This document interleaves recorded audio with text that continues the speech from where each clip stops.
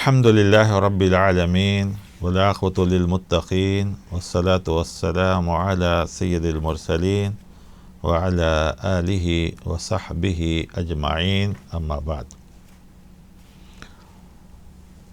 أعوذ بالله من الشيطان الرجيم. بسم الله الرحمن الرحيم.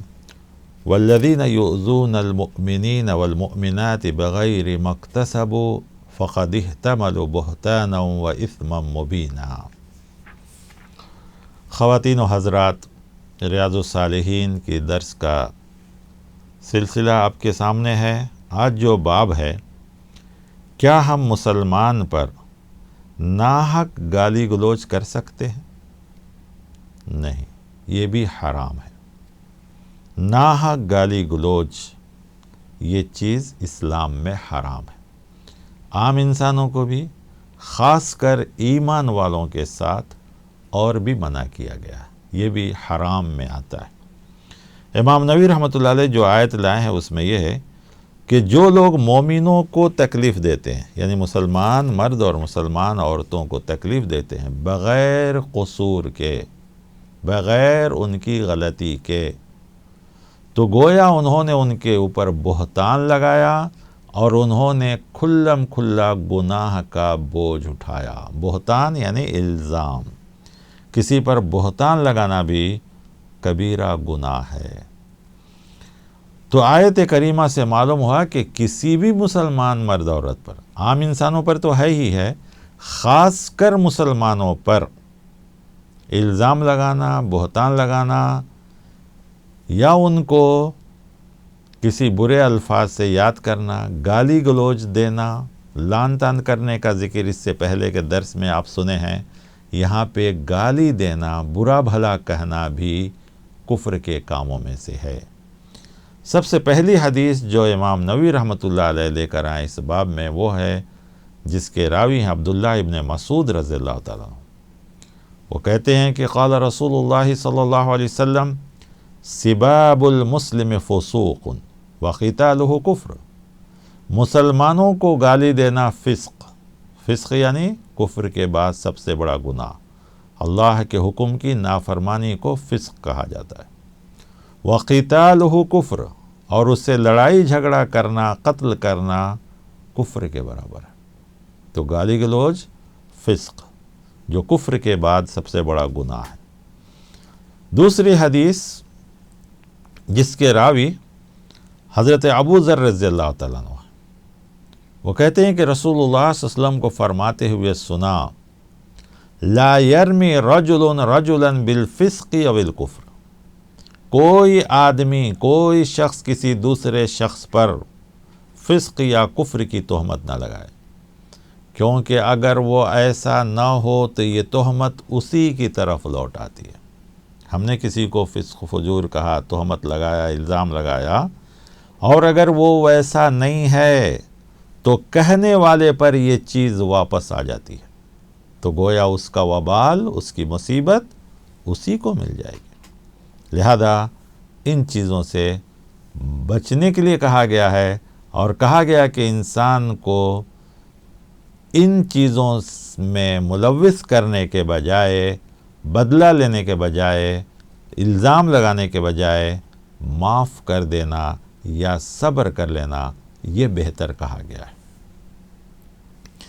حضرت ابو ہریرہ رضی اللہ تعالیٰ عنہ سے ایک روایت ہے جس میں وہ کہتے ہیں کہ اوتی النبی صلی اللہ علیہ وسلم برجل، آپ صلی اللہ علیہ وسلم کے پاس ایک آدمی کو لایا گیا، قد شربا، اس حال میں کہ وہ شراب پیے ہوا تھا، قال اضربوہ، تو آپ صلی اللہ علیہ وسلم نے فرمایا اسے مارو۔ قال ابو ہریرہ، تو ابو ہریرہ کہتے ہیں فمن الضارب بیدہ، تو ہم میں سے کچھ لوگوں نے ہاتھ سے مارا، کچھ لوگوں نے بنعلہ، چپل سے مارا، والضارب، کچھ لوگوں نے کپڑے کو لپیٹ کے کوڑا بنا کر اس سے مارا۔ فلما انصرف، جب وہ جانے لگا، قال بعض القوم، تو بعض لوگوں نے کہا اخزاک اللہ، اللہ تجھے رسوا کرے، ذلیل کرے۔ تو آپ صلی اللہ علیہ وسلم یہ جملہ سننے کے بعد فرمایا لا تقولوا ھذا، ایسا تم مت کہو، شراب پیا، اس کی سزا دے دی گئی. اب اللہ تجھے رسوا کرے، ذلیل کرے، تو اللہ تجھے ایسا کرے، اللہ تجھے ویسا کرے، یہ مسلمان کو، مومن کو ہم نہیں کہہ سکتے. لا تعین علیہ الشیطان، تم اس طرح مت کہو، کیونکہ ایسا کہنے سے شیطان خوش ہو جاتا ہے کہ دیکھو مسلمان خود ایک دوسرے کو لعن طعن کر رہے ہیں، ایک دوسرے کو بد دعا کر رہے ہیں. تو معلوم ہوا کہ بد دعا کرنا، لعن طعن کرنا، ایسا کرنے کے بجائے ہدایت کی دعا کرنی چاہیے. ہاں گناہ کی سزا ہے، وہ سزا دی جائے گی. جیسے آپ صلی اللہ علیہ وسلم نے کہا کہ مارو اس کو، تو لوگوں نے کوئی ہاتھ سے مارا، کوئی چپل سے مارا، کوئی کوڑے سے مارا، آپ خاموش رہے. لیکن جب صحابی نے کہا کہ اللہ تجھے ذلیل کرے، رسوا کرے، تو آپ نے منع کر دیا. معلوم ہوا کہ سزا الگ چیز ہے، اور ذلیل کرنا، رسوا کرنا، بدنام کرنا، الزام لگانا، تہمت لگانا، یہ اسلام میں درست نہیں ہے.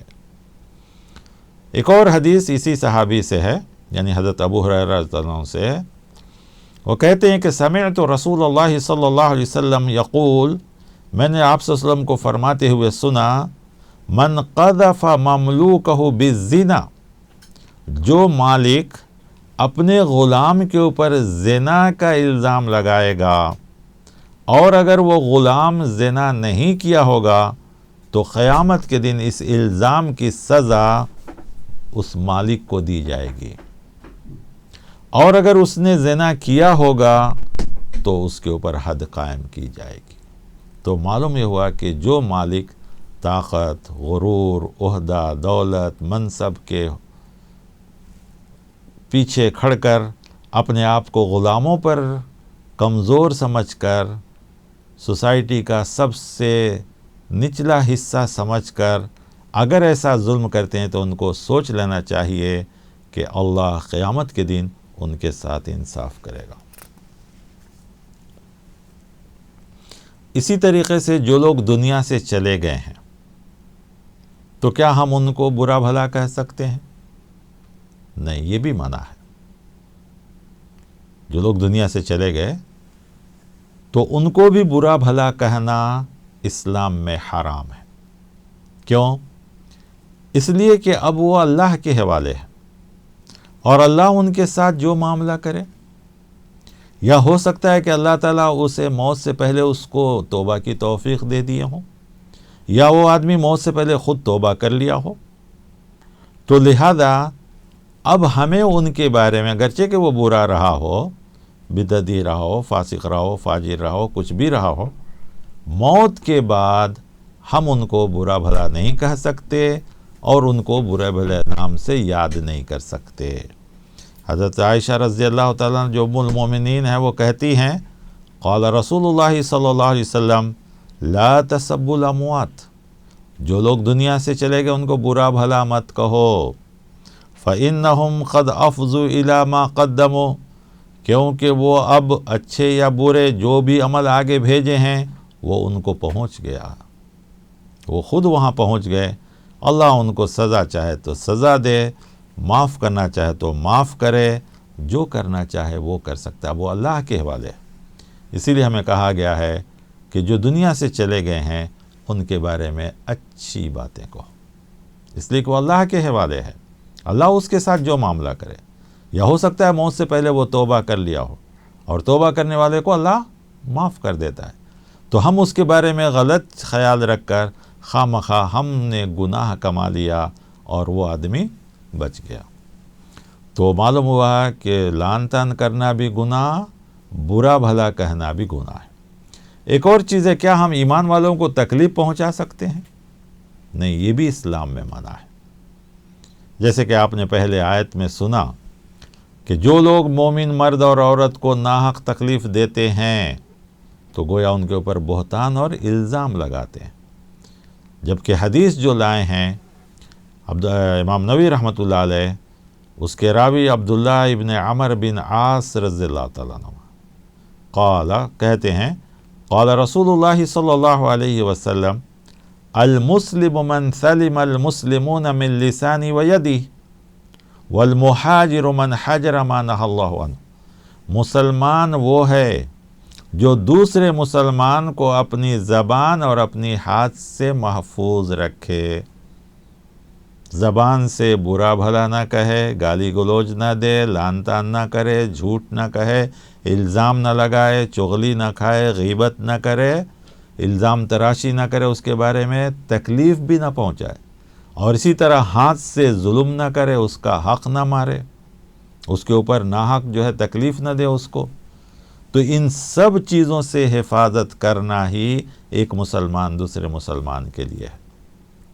والمہاجر، اور مہاجر کسے کہا گیا؟ ایک تو مہاجر وہ ہے جو ایمان کی حفاظت کے لیے ایک ملک کو چھوڑ کر دوسرے ملک یا ایک گاؤں کو چھوڑ کر دوسرے گاؤں چلا جاتا ہے، لیکن ایک مہاجر وہ بھی ہے جو اللہ کے منع کیے ہوئے چیزوں کو چھوڑ دیتا ہو، یعنی گناہ کو چھوڑ دینا بھی مہاجر کہلاتا ہے۔ تو معلوم ہوا کہ یہ دو چیزیں بہت اچھی ہیں۔ اسی باب میں امام نووی رحمۃ اللہ علیہ اور ایک حدیث لائے جس میں ہے کہ جو آدمی اللہ اور آخرت پر ایمان لاتا ہو، وَلْيَأْتِ إِلَى النَّاسِ الَّذِي يُحِبُّ أَن يُؤْتَى إِلَيْهِ، تو وہ آدمی لوگوں کے ساتھ ایسا سلوک کرتا ہے جو اپنے لیے پسند کرتا ہے، تو وہ آدمی جہنم سے بچا لیا جائے گا اور جنت میں داخل کر دیا جائے گا۔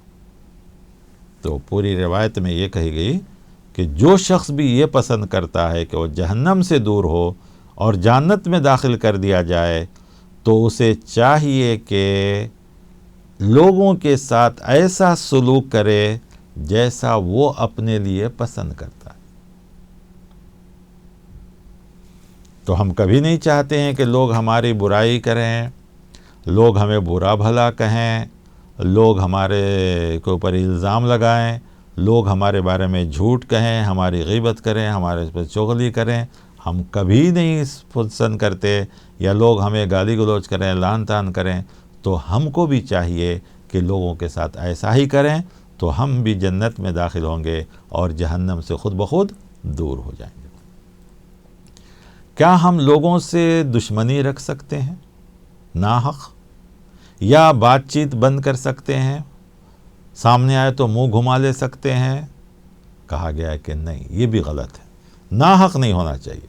کوئی وجہ ہو، کوئی چیز الگ ہو تو اس کو بھی دور کرنے کی کوشش کرنی چاہیے، کیونکہ قرآن کہتا ہے انما المؤمنون اخوہ، مومن آپس میں بھائی بھائی ہیں، اور مومن کو چاہیے کہ ایک مومن دوسرے مومن سے نفرت اور کینہ کپٹ کے بجائے اخوت، ہمدردی اور بھائی چارگی رکھے۔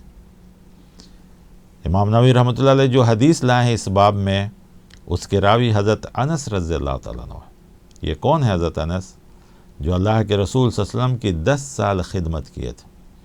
تو وہ کہتے ہیں کہ ان النبی صلی اللہ علیہ وسلم قال لا تباغضوا، آپس میں ایک دوسرے سے بغض نہ رکھو، ولا تحاسدوا، حسد نہ کرو، ولا تدابروا، ایک دوسرے کے پیٹھ پیچھے نہ جاؤ، ایک دوسرے کو پیٹھ نہ دکھاؤ، یعنی ولا تقاطعوا، آپس میں قطع تعلق نہ کرو، وَكُونُوا عباد اللہ اخوانا، اور آپس میں بھائی بھائی بن کے رہو، ولا يحل لمسلم ان يحجر اخاہ فوق 3، کسی مسلمان کے لیے یہ جائز نہیں ہے کہ وہ اپنے مسلمان بھائی سے 3 دن سے زیادہ بول چال چھوڑ کر رکھے۔